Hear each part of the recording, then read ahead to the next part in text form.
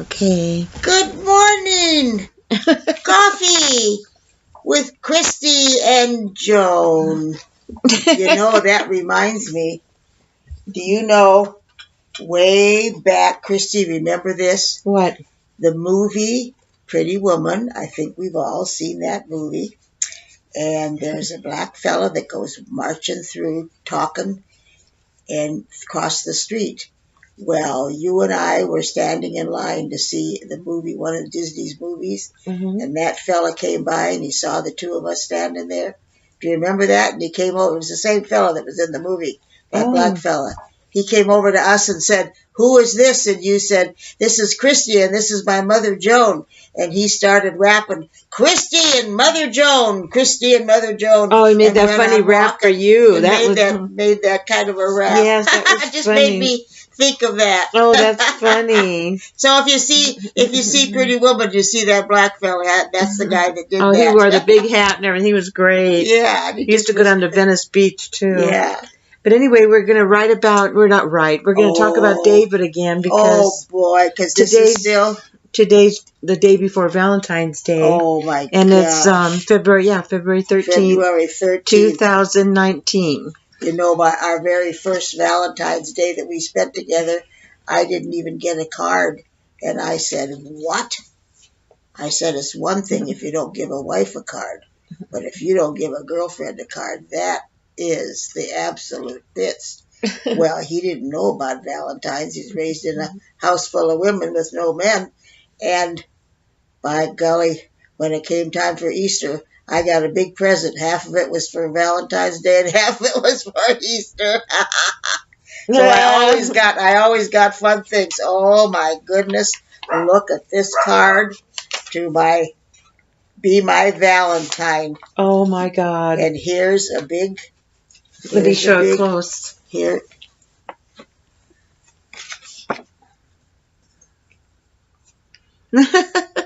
Okay, now let me show you what it says. So there it is. A little frog with hearts and a big where the princess is up on the tower in the top. "I did not love thee for thy body alone, but thee does have great thighs." And he added, "and fits too." Fits. Great fits. He wasn't wrong. Those fits were pretty good. That's so funny. Oh, gosh. David was such a crack up. Oh, my God. Oh, my word. So we were going to talk about different things. There was a vacation you went in Canada. Oh, my goodness. A silent auction. We went to a silent auction with Joan Rivers. Was for the charity, and our boss. They were quite involved in a lot of charities, and the silent Christy auction. The silent auction. Unbeknownst to me, he had gone through there. I knew he had kept raising the price on a Rams helmet to give to Kurt. He went up to $100, but it went for more than that. And so we were at a big round table, and with all people that we didn't know. And at our table was a mother and father and a teenage daughter. She was probably 16, 17. And when they announced the winners of the auctions, the things that they won was a walk-on to a soap opera, and the parents bought it for the daughter, and it was her favorite soap opera. And what'd you get? Oh my gosh, she screamed and hollered and was so excited. And then they gave a trip to Canada to stay at the Ritz-Carlton in Montreal, and I'm looking all around to see who got that, and David had got that for me. Oh. For us. I was so excited because he didn't like flying. He hadn't flown since he'd been in the Marines, and a Marine had taken him up on a little small plane and done rolls over and flips and all that stuff and scared him to death. So he hadn't been on a plane since. He even drove across country instead of flying. And so by golly, we went up to Canada, flew up to Canada, landed in Toronto, and stayed at a fabulous hotel. And then we were the front room on the second floor, and I heard all this commotion going on. I looked out the window, and there was a big limo with flags on the two fenders. And here's some big political person from Europe was coming to stay at that same hotel.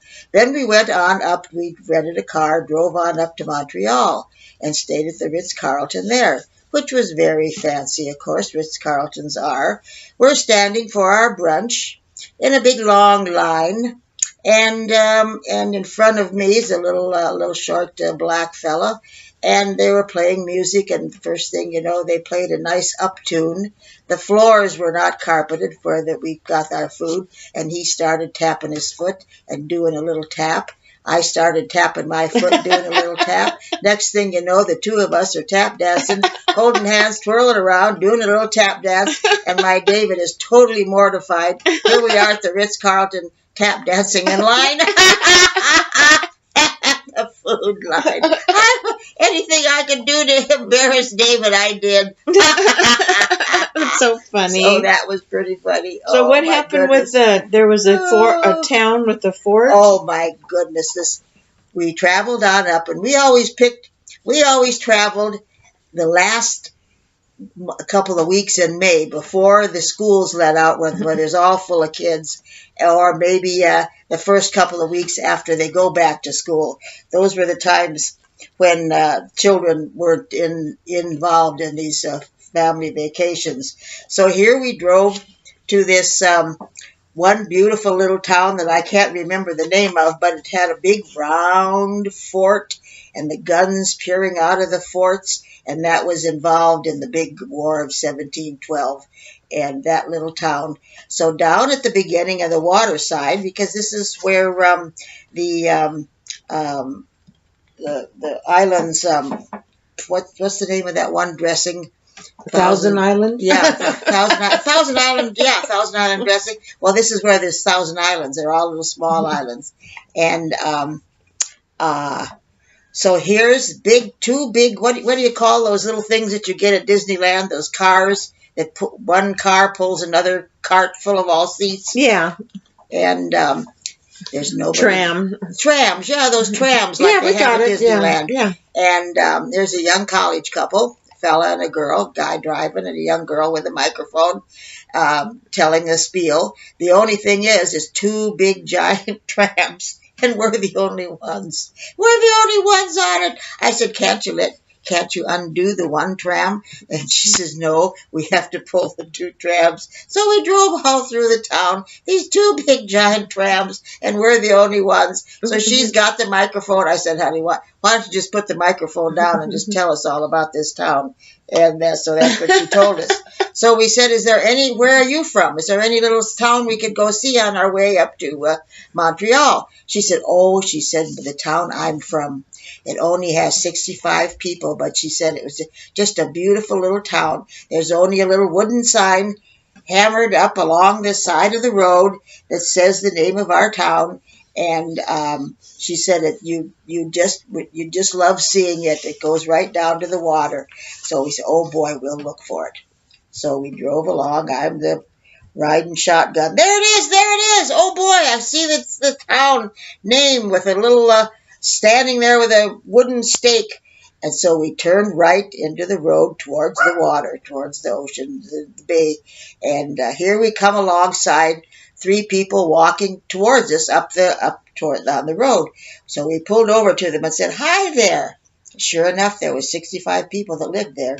We said, can you tell us if there's a restaurant here? And the wife looks at the husband and says, do we have a restaurant? And the husband says, well, I don't know. And she said, gee, we don't know. So we thought, my gosh, they live there with 65 people. They don't know if there's a restaurant. We continued on down the little dirt road towards the ocean, and I guess it would be the bay, and ran across another couple. Pulled over and said, excuse me, do you have a restaurant here in town? Because the young girl had told us there was a beautiful little restaurant. And the wife they look at each other. Gee, do we have a restaurant? And they said, well, I don't know, never been to one. I thought, my gosh, these poor wives never get taken out to dinner, that's for sure. So we drove on down a little bit farther. Sure enough, here's a fella painting the front door, getting ready for the season. And those poor wives just think they've never been out to dinner. And so we said, told him about the young girl that recommended it, that she used to live there. And they said, oh, we've got a new chef, and he's practicing some of his cooks, some of the meals he's going to prepare. So by golly, they fixed us this wonderful, wonderful fried chicken. And the people that live there don't even know there's a restaurant. Oh, my gosh, those poor women. That's so funny. Those husbands take those women for a ride. I mean, for out to dinner. Oh, God. Gosh. That was so funny. There was another story you were going to tell about the Queen Mary and David. Oh, my gosh. Well, that's a work related. At the end of the Broadway's reign, they had to declare a bankruptcy because there was a little hanky-panky going on. And the Macy's bought them all. So if you're in California and you see a Macy's, that's the store that I opened the fine jewelry department. Anyhow, now Zales had taken over, and they kept my David on as a supervisor, and they gave me my choice. And I'm already in my 60s, and I thought I don't want to take over as being a supervisor anymore. I said I'll just step down and be a manager of a department. So they said fine. Well, Zales was different. They were a wonderful, wonderful company. They grandfathered me right in, but they don't. The supervisors in the hierarchy, they don't mix with the managers of the departments. So they were going to, the Seiko company was coming to town. They had arranged a beautiful dinner on the Queen Mary at the very top restaurant, the Vincent Churchill room. And so they had called David and said, we're going to have this meeting there. Well, David called him back and said, I don't want to go all out to the Queen Mary to a dinner without Joan. So by golly, the head guy phones me and said, listen, we'd like to make an exception and have you come to this dinner too. And would you like to do that? And I said, oh boy, would I ever! I'd love to go to dinner on the Queen Mary. So they phoned David back, and he quick phoned me and said, I phoned him and said, guess what? I'm going to dinner with you on the Queen Mary. He said, isn't that interesting? I had just called him and said I didn't want to go without you. So we go to the meal, we go to the dinner, and here come the head Seiko people.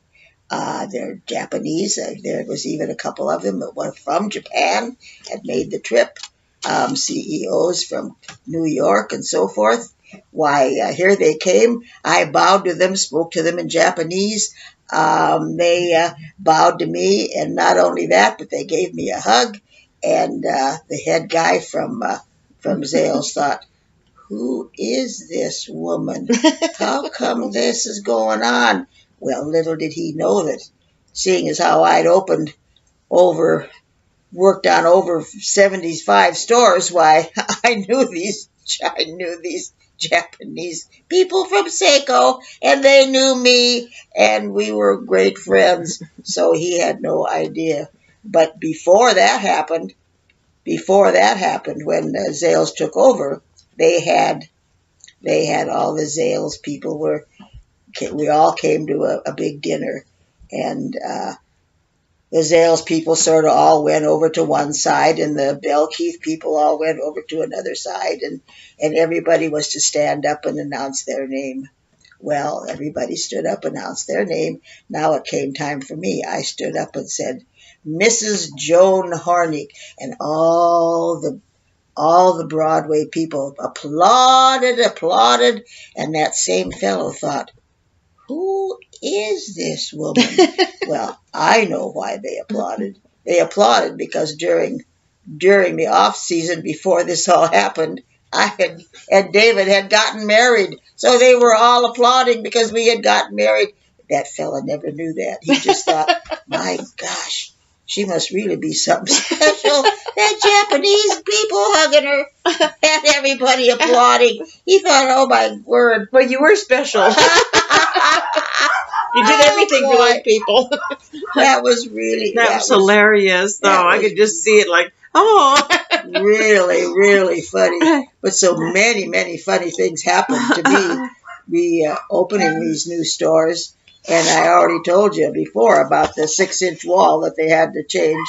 Well, there was a television show back in the old days before you young people called Kojak. And that was about a bald-headed detective that sucked on a lollipop, and so it was really a big time television show. Well, they were going to do a show at the Hollywood and Vine Broadway, and it had a mezzanine where, oh, there's another little person. What is going on? Come here. My goodness, what is it? Oh, come see. Come see. Look, there it is. It's Lulu. She has something very important to tell me. Is that so? She wants to go outside. So anything that happens that goes by, she's got to come running in and explain it all to me. So I've had her for 12 years, and she and I till Christy came to live. And so she and I are quite talkers to each other. But so here they're going to film this Kojak show, and again, nobody would pay any attention to what I said. I had told them that I was remodeling this store at Hollywood and Vine, and the color was to be green. Well, the people that were doing the painting and the remodeling and so forth, they insisted that they were told it was cream. I said, no, it's green.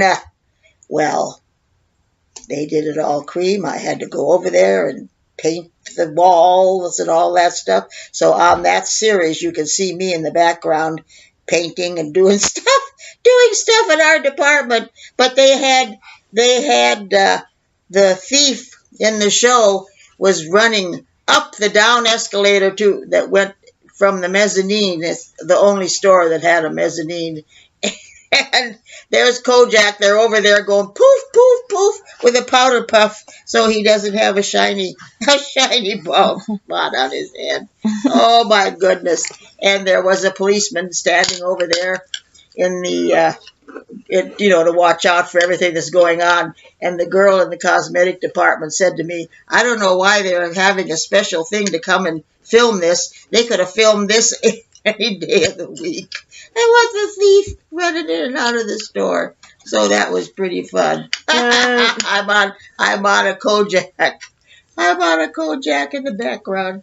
And we were going to talk about the Catalina story. And so the David Catalina story? Well, that was when we went to Catalina. That's a beautiful little island, 23 miles off the coast of California. And it's just a beautiful little spot. Well, we're going on the great big yacht, great big ship, and it has a couple of floors and levels or whatever you call it on a ship. Well, we were waiting at the dock, and so I went down and got 2 cups of coffee, and I'm carrying them one in each hand of coffee. Now, ahead of me is David. Now, you've got to think back to the 30s. There was an actor in all those black and white movies that always played a drunk.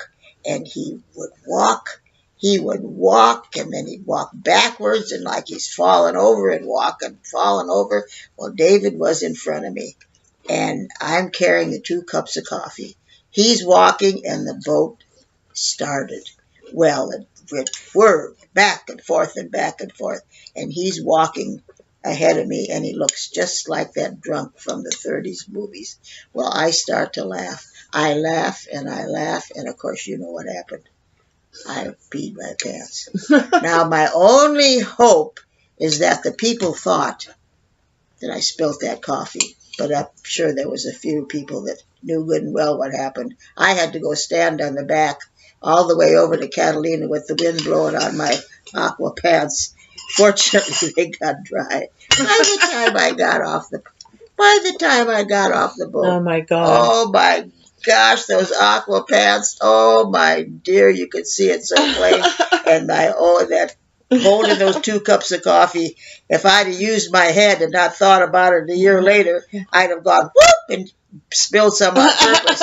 But that's what I did. Oh dear, was that one of the funniest sights of my life, was watching him try to walk with that boat, with that big giant boat going up and down, up and down, up and down. Oh my gosh, that was funny. What was happening when didn't you have something funny happen when you got on the island or you went on the boat or something, the fish, where you could see the fish, or I can't remember. Yeah, I don't remember that part either. We went on the glass bottom boat, watched the fish go underneath and everything. Right. So I took movies.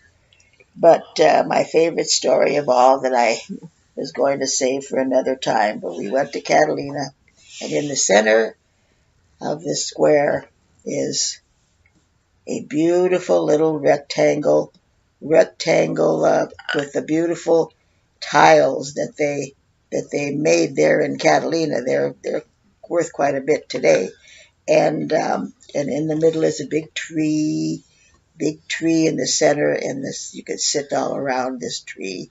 Well, there we had arrived the day before. Now this was the next day, and we were there for a week. We're sitting there on the little, round that tree, watching the people come off the ship. Here comes a very handsome couple with beautiful white hair, and they had big matching shirts with big red hibiscus on them, and they're holding hands and they're walking, and we sort of looked at each other, and smiled at each other. Now, the next couple of people, here comes another couple. Beautiful silver hair, they're holding hands, matching shirts, big yellow flowers, big green leaves, and we looked at each other and gave each other a little elbow and smiled a bit at each other. Now a few more people go by, and here comes a third couple, holding hands.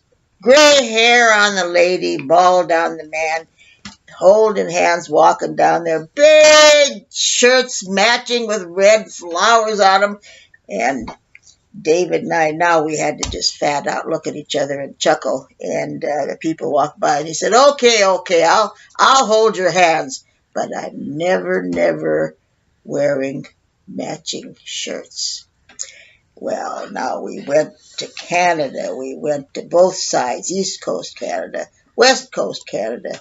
Went many trips to eastern United States, to Charleston, into Georgia, and the other cities all across. Went to all George Washington's house, and all just went down these wonderful trips. Norman Rockwell's place, yes, at his studio, and he cleaned his brushes every single night before he went to bed. His studio was spotless, and all these wonderful stories. So now 12 years have passed, and David is lying in the hospital bed. That he has had a major heart attack and a terrible nosebleed, and he had cancer and heart trouble, and he's laying in his bed, and the nurses had let me stay there till 1 o'clock at night, because I just sat in a chair with causing no problems. Just when he could open one eye and see me there, that would calm him down. And so now it's almost 12 years have passed. 12 years past 5 days. So now the nurses at 1 o'clock have pointed to me and said, come on, time for me to go home. So I started out towards the door. I thought David was asleep. He opened his eyes and he said, honey, you could buy matching shirts. Oh, that's sweet. Out the door I went. Who else would know what he meant but me? That's Oh. that was that, and that I love you were the last words that he passed the next day, which happens to be exactly 12 years ago. Wow. 12 years ago yesterday. No, so. 17. No. He passed. He passed.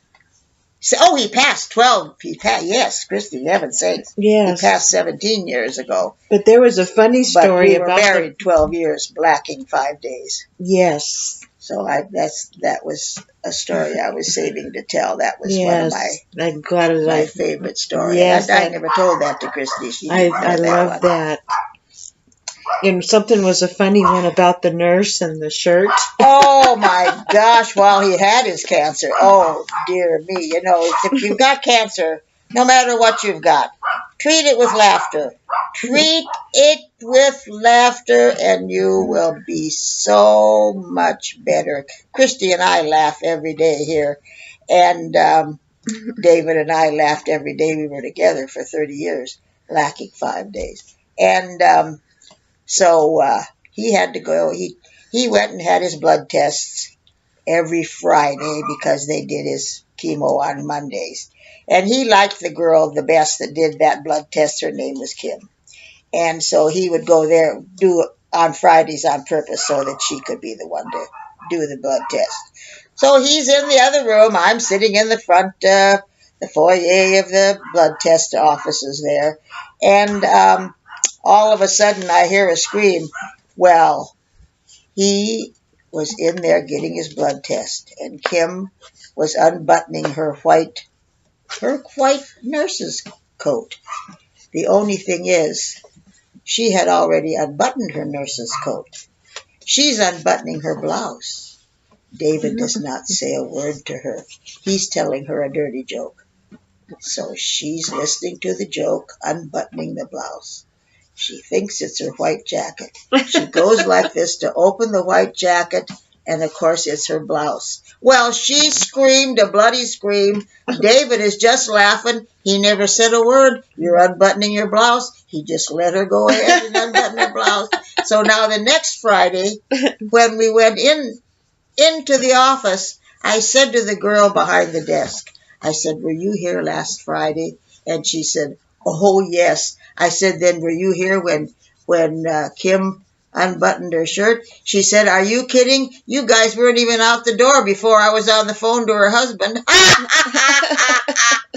So that went all over. That went all over. Those offices. That's oh so my funny. Gosh! Oh my God! They really. Well, tell them about. That was really funny. How about the dishwasher and the coffee? Oh dear. Well, now I'm still. We went back to Rhode Island because that was the farthest you could go to Providence for $99 on Southwest. So we would go to Providence and then rent a car from there and go, whether we went up to Canada or whether we went down south. We always landed in Providence. Well, his first love, his true love, lived outside You're of Providence. The true love. Until me. Yeah, that's right. I'm his true love. But everybody said, are you crazy? You're going to tell him to meet his old true... I said, what? Yeah. Well, what do I care about an old love? I said, how could anyone go past me? No, I wasn't worried. So I said, phone Pat. So there were 2 Pats in the phone book.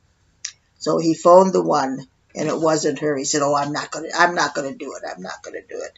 And so he phoned the second one, and it was Pat. Oh my gosh, she was so excited to hear from him. And so we said they made arrangements, come on, drive up here for lunch tomorrow. She said, oh, you're way up in northern Rhode Island. Well, what do we know? We just come there and landed in Providence. Well, she comes the next day to lunch. Her husband has followed her in his car because he didn't want her in case anything should happen. It was 18 miles. 18 miles. And he had followed her because she's going clear up to northern Rhode Island. Well, I'm telling you, we about died laughing. They have northern Rhode Island, southern Rhode Island, eastern Rhode Island, and western Rhode Island. We said, for heaven's sakes, are you kidding me? We go 18 miles for a good ice cream cone at 31 flavors. And her husband followed her. Well, from then on, we must have made, 6 or more trips to Providence, and we stayed at their house, and their second floor they had redone because their children, she and her husband's children, had of course, married and moved on. One was a fireman, one was a policeman, and one was a teacher. So we had wonderful, wonderful times. And one of the times we landed in Providence was 4 days after 9/11. We landed in Providence, and there were soldiers standing at the entrances to the airport in full gear with guns.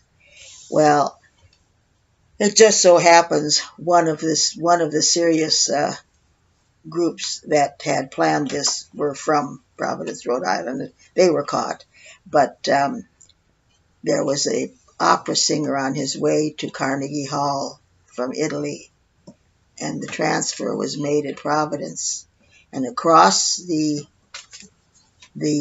escalators, the ones that go up and down, is a great big wall where you've got the escalators going up and the escalators going down. They had hung a giant American flag, and that Italian opera singer stood at the top of that American flag and sang "God Bless America." I'm telling you, there wasn't a dry eye in the place. Well, I guess so. What a wonderful, and he sang it in English with an Italian accent. Wow. That was quite a moment. And from then on, after that particular trip, why then there wasn't any armed guards. But that we were only just 4 days, so it was still pretty fresh on everyone's mind. So that was a definite. That was really, really something. So was there some other funny stories? I remember we were laughing about David at home with the coffee and the Well, dishwasher. that's all I started to say about Pat. So now Pat came to stay with us also. And the two of them are in the kitchen, and I'm in the other room. I said, "Oh, you better let me make the coffee. David doesn't know how he likes it." And he was so embarrassed to think that he'd never made his own cup of coffee. I'd always made his coffee for him. He didn't want Pat to know that he never made his own coffee. And he used to bring him like a goodie, and every day he'd make him something. So that was so funny. Now he had retired and I was still working. Now I'd really stepped down farther, and I just was part-time. And but I was still working. I was still working in Laguna, and he's home in our condo. Well, I called him and I said, "Hey," I says, "I don't want to see a bunch of dirty dishes when I come home." I said, "I'm working." I said, You can do something there at home." He said, "Well, how about I do the dishes and put them in the dishwasher?" I said, "Wow, that'll really be something." So he said, "Okay, how do you turn this dishwasher on?" I said, "Well, you put the dishes in." I said, then you shut the door and you hear the click." And he said, okay, I've got that. I got the dishes in. I hear the click. And I said, "Now turn the knob, push the knob in and turn it to the right."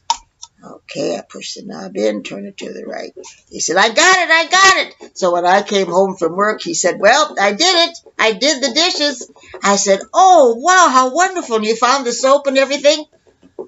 He said, "Soap?" He didn't put any soap in. Oh, what about the dogs when you got oh my gosh, Dinah and everything? Oh, well, we lived in the condo, and Kurt lived clear up there in Seattle and had this beautiful, beautiful, darling little tiny wiener dog. Well, up there in Seattle, it's so darn cold, and it was winter time, and they said, it's just so sad to watch that little dog just shivering its little heart out. He said, how about you take it? Oh, boy, we said, that's great. We'd love it. So Dara, my little daughter-in-law's mother, was driving down to Dana Point. So she said, I'll bring the dog with me and just leave it inside your gate at the condo. So she did that. Well, I'd gone off to work. I hadn't even seen the dog on the side of the gate over there. So David got up. There was the little dog there. So he brought the dog in the house, let it out of this little traveling cage, and I went to work. So now there he was at home, at the condo, and he looked around and the dog wasn't anywhere to be seen. He looked out the back door, couldn't see it. Looked out the front door, there was the dog running down the grass of the condo place where there's all the pool and the condos. So he thought, oh my gosh, Joan will kill me. The first day we've had the dog and I've already lost it. So he goes out there, starts to chase after the dog. Well, he can't run with his emphysema and stuff. He falls over onto the grass. 3 people came running out of various condos. Are you okay? Are you okay? They helped him come back to the condo. They got the little dog, brought it in. Well, when I came home, he said, I'm not this stupid dog. I'm not rid of this dog. We're taking it up to Gretchen. I'm not having this dog. Well, by the 3rd day, he said, don't touch this dog. She's mine. And she never left his side. Laid to the rod by his right leg and laid there for years. We bought a new house out in Corona, California, and out she came sitting by his leg. And the back of our house was a big steep incline, because we were one of the last rows, and from there on was the mountain. And so she could run to the top of that incline, and I could run right up after her. Well, time came when I couldn't run anymore up that darn incline, and we'd put a little sweater on her because it's cold out there. She'd run up the top of that incline, pull off that sweater, take it off, leave it at the top of the incline, and look back at us and laugh. Ha ha, you can't come up here and get me. And little did we know, between our fences, our neighbor's fence and ours, at the very top of that incline, was a section about 6 inches or so wide before it hooked on the wrought iron fence, hooked onto the cinder block fence. Well, we didn't know about that, because who walked up that incline? And she, of course, found it, and she'd go running over at the neighbors, running down to the other neighbors. We never knew it, because we'd find her she'd come running back in the house through the doggy door. And we never knew till one day I went out there looking for her, and there she was, 2 houses down, sitting at the top of the incline. That was Annie, right? Her name was Annie. Well, Annie, finally, after a few years, Annie used to jump down off my bed. She'd sleep underneath during the day. She'd sleep underneath the beautiful bedspread, and I'd say, "Where's Annie?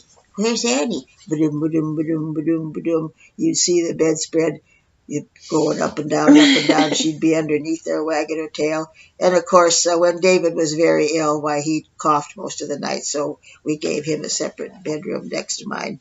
And and so little Annie slept with me under the covers. And this day came, and she just didn't jump off the thing. I said, "What's the matter? You got rheumatism? You got rheumatism, Annie?" And she just couldn't. She just sort of rolled over. I said, "Oh, don't you feel good?" We picked her up, and the vet's office opened at 9 o'clock. And at 8:30, we hopped in the car to the vet's office, and she passed in my arms on the way. So I don't know what was wrong, but she wasn't sick at all. Just from one day to the next, she said, "Okay, I've lived long enough," and went to heaven. Then you got what? So now David said, "Okay, we'll just keep the 2 dogs we had," because we had 3 dogs. Murphy and Louie? And he said, no, this was Dolly and Max. Dolly and so So he says, he says, I really miss Annie. There's nobody laying on this side of my leg.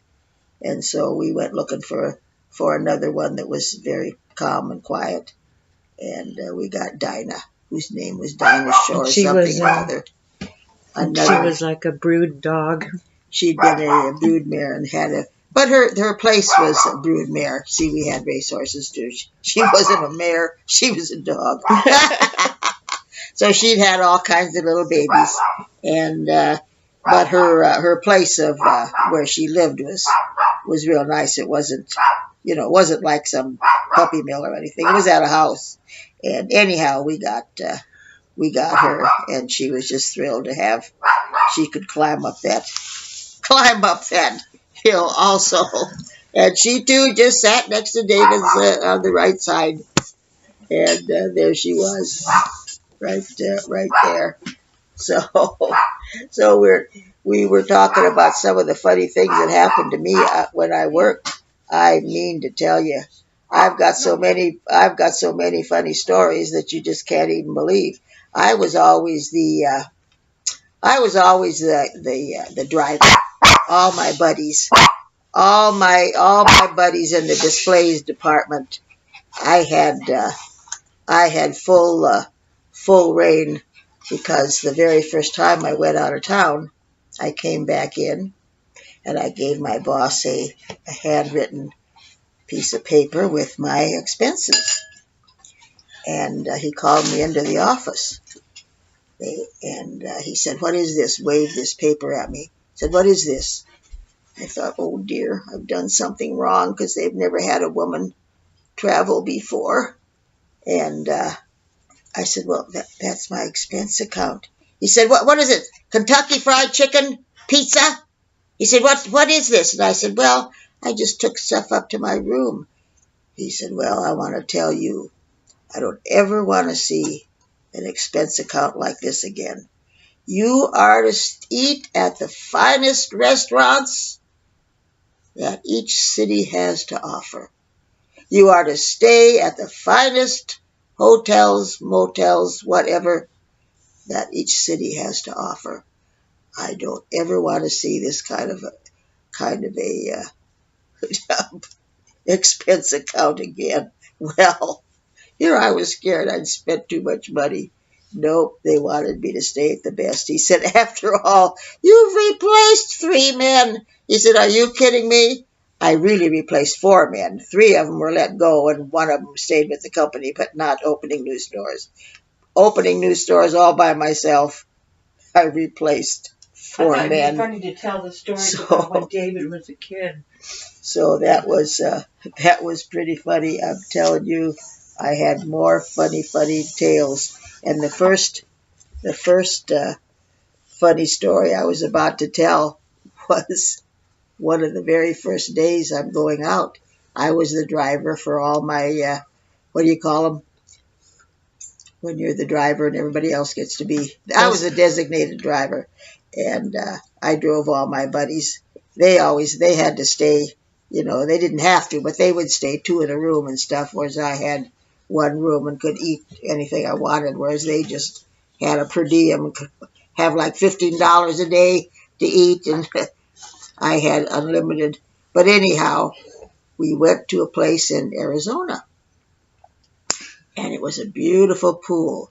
The pool had a moat around it with a little bridge coming over to another place to sit, and it was just pretty darn fancy. Well, I'm up on the 2nd floor, and as I say, I'm new to traveling, and here I look out from my 2nd floor window, and I see all these gorgeous women walking around, big hairdos up, big blonde going way up high and all that stuff. And I thought, wow, they are really something, and all these handsome, muscular men and all that stuff going into these couple of rooms there on the main floor, and all my display buddies, they're over all 2 and 3 in a room. And so I'm all through with my job. I've got a beautiful little pink bathing suit that had that Miss America had, Miss Universe had worn that year, and the type. And I'm sitting out there by the pool by myself because I'm already through with what I'm going to do that day. And here comes a guy, comes walking across that little moat and sits down there, pulls over a chair and sits down. He's got a beautiful pearl gray. I'm a sucker for pearl gray suits. He's sitting there and talking to me and inviting me to dinner and stuff. And first thing I realize, I think he's with the Broadway. No, he's not with the Broadway. He's with those rooms over there across the way with the beautiful blondes and the big muscular guys. And I said, oh my gosh, what is going on over there? He said, we're here for a film convention. I said, a film convention? Well, today it's nothing, but think back to 1972 or 3 or something. They didn't have, I never heard of or seen. I'd heard of, but I'd never seen anything like a porno movie. They were having a porno convention, and he was coming over to invite me as his date. I said, oh my gosh, oh my gosh. I told him, I said, frankly, you scare me to death. So I said, I'd be happy if you just left. And he says, nope. He says, I want you for my date. I said, no. I'm not going on. I'm not going on any date with all you porno people. And he said, I have the run of the building. Well, later on, I found out that this particular part of Arizona was the West Coast's mafia people. So anyhow, that was one of my very first things that went on. So here, all these guys are drinking, and I was the driver to the car, and we came back, and I've gone upstairs to my